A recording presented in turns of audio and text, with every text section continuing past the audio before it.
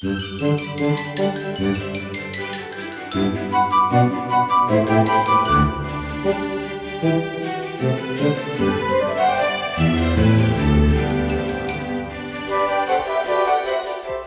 my Young and the Restless fans, let's talk about today's episode.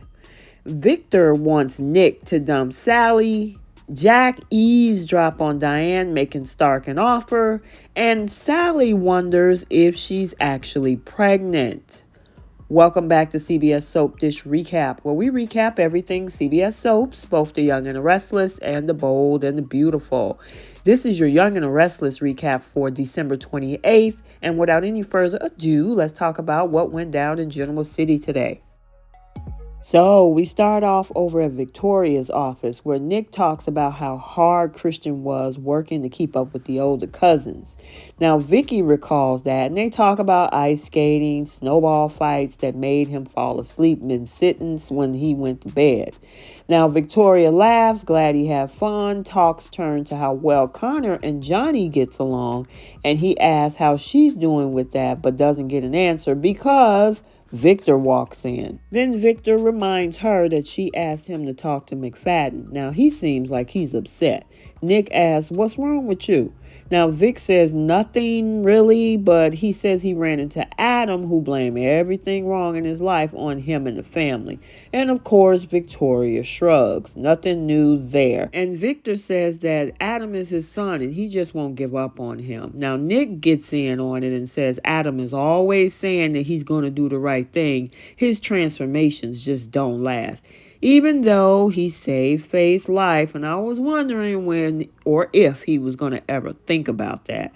But Victor can't listen to that since he's his brother romantic rival though. And Victor was like, when the hell are you going to stop cavorting around with Sally Spectra? And Nick barks back about it not being about her. He thinks that there is an inherent problem with him getting involved with a woman of her ilk. Did he not read the dossier on her? And Nick says Sally just told him herself. He's going to keep seeing Sally too. And he understands now, which he now flipped and backpedaled, where he says, now I can understand why Adam doesn't take Victor's suggestion because he always manipulates him at every turn.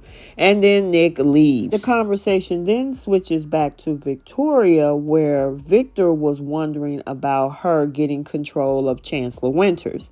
And she says, well, I thought of it, and he thinks that she should actually let it go. When she asks if he'd do that if he was in her place, he grins like a Cheshire cat. He won't make decisions for her, though. Speaking of Sally, she's over at Crimson Light sipping some tea and thinks about chatting with Nick at the park. Then we see Adam approaches, and she actually allows him to sit down with her since she's feeling generous. Now they talk about his Christmas and Connor's gifts and how he spent the whole day with the Newman family biting his tongue the whole time, but says being with Connor made it worth it. And she was like, oh, kids. And she says that her holiday was good and quiet, but she's acting kind of weird. So Adam asks her, what's going on with you? And she questions him and he says, the reason that I'm asking is because you never drink tea. She says, oh, well, caffeine has been making me jittery. And he asks how her new company is going. Now, she's still crafting a business plan with Chloe for corporate places like Chancellor Winters. And he's sure that they'll jump at the chance to hire her. And he wishes her luck. And then, of course, Cuckoo Chloe pokes her head in. And, of course, she interrupts talking about how she has me. Now, Adam leaves and Chloe inevitably blasts her for talking to Adam. Girl, get a grip. And she eats a massive cinnamon bun. Now, Sally refused to take the bun because she feels sick at the smell of it. And I remember those days when I was pregnant, so I know what you're talking about. Anyway, Chloe munches away as they talk about knocking Chancellor Winters off their feet. They talk about doing mock-up of rooms from textiles to furnishings, and Sally drinks her tea and look queasy. And I gotta say, nausea is one of the worst things you can ever go through. Anyway, Chloe notices and say, hey, what's going on with you? Now, Sally kind of changes it up and say, oh, I love the ideas. And Chloe then thinks Adam got her upset. Again, Chloe, let it go. Now, Sally excuses herself to go throw up, and she returns and get peppermint candies from the counter. Chloe thinks that she looks scary, asking her if she's hungover. And then all of a sudden, Chloe worries, and Sally says she's fine, but Chloe pushes, asking, "Are you?" And she was like, "Oh no, oh my God, don't be ridiculous. Can we get back to work?" And she pops the candy in her mouth.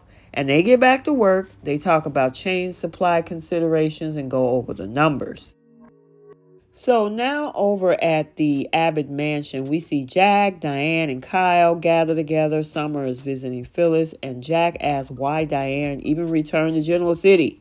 Now, she doesn't know how she could have stayed in hiding because they need to get the upper hand with Jeremy Stark. They need Jeremy to come to her, she says. Now, Jack is just not into this, but Diane is confident that he will walk into their trap. Now, Jack comments that his guard is up, but she asks him, "Look, just trust that I can handle this." He will, but they need to do this together. Now, speaking of Jeremy Stark, we see Jeremy touching his money in the suite over at the Grand Phoenix before looking outside. Diane calls him and he asks if she's changed her name again. Or maybe she has a bag stashed for a secret escape plan. And she knows that he'd find her anywhere. He asks, "Why did you even call me?" And she goes in being seductive, saying that she says seeing him brought back memories and she ran out of fear. And she asks to meet him in public. Now, when they disconnect, she refuses to let Kyle or Jack follow her. Now, over at Society, we see Summer visiting Phyllis. They say Merry Christmas and they have a hug. Now, Summer says that she's sorry they didn't see each other. They were trying to make Harrison's Christmas perfect. Now, Phyllis loves spending the day with Daniel and says that there were a few significant surprises, and she told her that Danny returned. Now, Summer is happy and hopes that she can see him, and she says Daniel also offered her a job. Summer is wild and it's awkward, and she says that she'll be leading a team of tech specialists. And Summer's thrilled for her. However, Phyllis is like, eh. Now, Phyllis called it a dream come true. She says she tentatively said yes. However, she wanted to go over it with Summer. Summer says, "Well, in case, you think I reconsider and fire you." Summer says, "You know what? It's for the best." Phyllis just don't get it because Diane is gone. And Summer thinks that this other job is a better fit, and Phyllis starts to cry. And she goes into manipulation mode. "Oh, I've lost you, haven't I?" And Summer, of course, disagreed. Phyllis blames herself but doesn't get why she and Kyle are still blaming her for Diane. She says Summer turned her back on her and has just broken her heart. And then she runs away. So then we have Nick sitting with Adam at the bar at Society, which surprises Adam. He asks if he wants to get something off his chest. Nick says no, it's just office stuff, and Adam was like, "That sucks." Now, he likes his job, but sometimes he feels that he'll never fit in over there. When Nick's quiet, Adam wonders why he's not cracking dad jokes. Nick says, it's just too easy. He thought that his brother did an excellent job, though, at Newman Media. I wasn't expecting that comment. Adam assures, yeah, there's got to be a dig coming. And Nick was like, no, I meant it. Adam's confused. What happened other than office stuff? And of course, Nick plays two in the middle because he now brings up how their dad manipulates them. And then Adam jokes that he has no idea what Nick is talking about. Now, Nick understands why he got fed up and left. Adam guesses Victor wants him to cut Sally loose. And he agrees, though, that Nick doesn't belong with Sally either. You'll never love her the way that I do. And Nick's sorry for how things turn out, but it's Sally's choice. Nick likes her a lot, and nothing will change that. Now, Adam wished that he could believe him, but he assumes Nick would break her heart. Nick asks if he means it's about this jealous streak he has. Now, Adam claps back that he's reducing this to a contest. And Nick reminds him that, Adam, you accused me of being with her to get back at you. Now, Sally told him, and he was wrong. And Adam doesn't think that there's any desire there, though. He said, you like your doctor or your neighbor, but a woman like Sally, did he tell her that they shouldn't rush things? And Adam knows that she'll never be the one. Now, Nick waits for Adam to bring up his history with Sharon. And Adam laughs, drinks his beer down, and say, look, I didn't have to. You did. And he leaves. So then we see Summer arrive at the Abbott house to speak to Kyle. They hug. She says her mom hates her.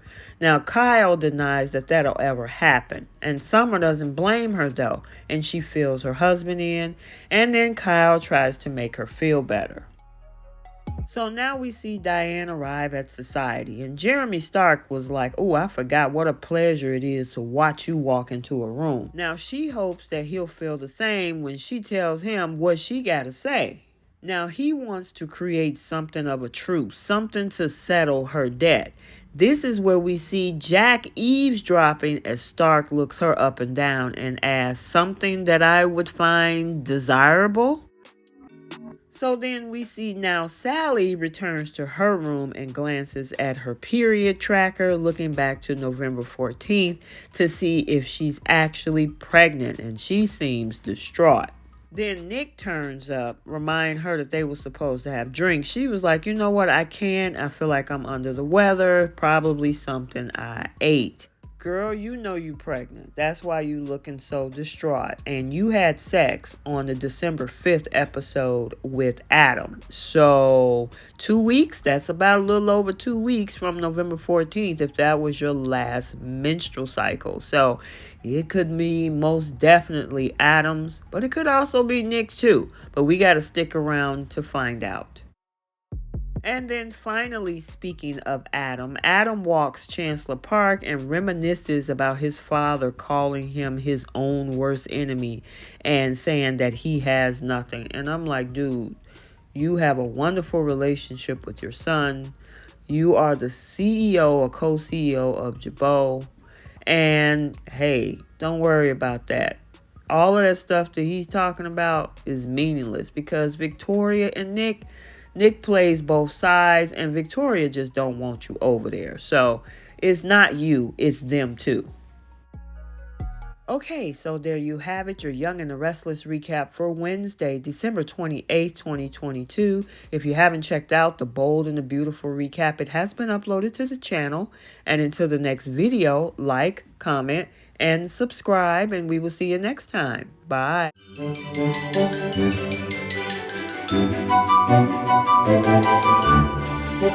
Thank you.